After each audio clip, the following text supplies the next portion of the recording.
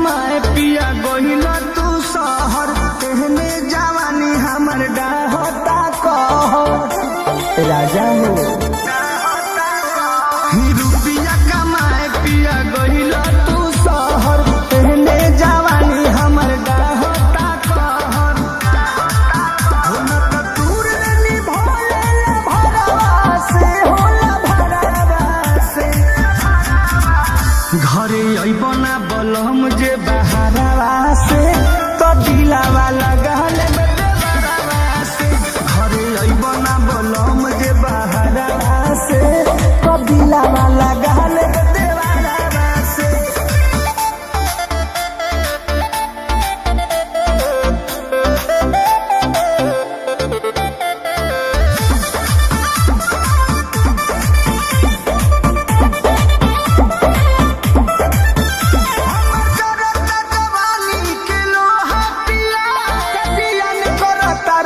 के दोहा पिया दोहा पिया, हमर करता जवानी के लोहा पिया, कजियन करता रजा के दोहा पिया दोहा पिया। मन मारब न हम तोरे डरावा से डरावा से। घरे अइब ना बलहम जे बहारवा से, तो दिलावा लागल बेदरवा से। घरे अइब ना बलहम जे बहारवा से, तो दिलावा लागल बेदरवा से।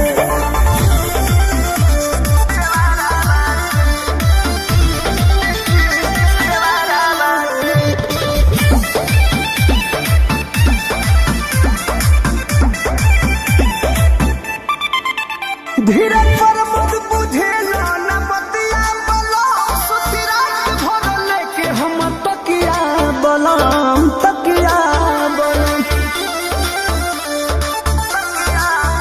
रोज तुम से बुझे न बतिया बलम, सुती रात भर लेके हम तकिया बलम तकिया बलम। रवि के कोने से बुपाय दुपहरवा से घरे अइब ना बलहम जे बहारवा से, तो दिलावा लागल बेदरवा से। घरे अइब ना बलहम जे बहारवा से, तो दिलावा लागल बेदरवा से। आना जा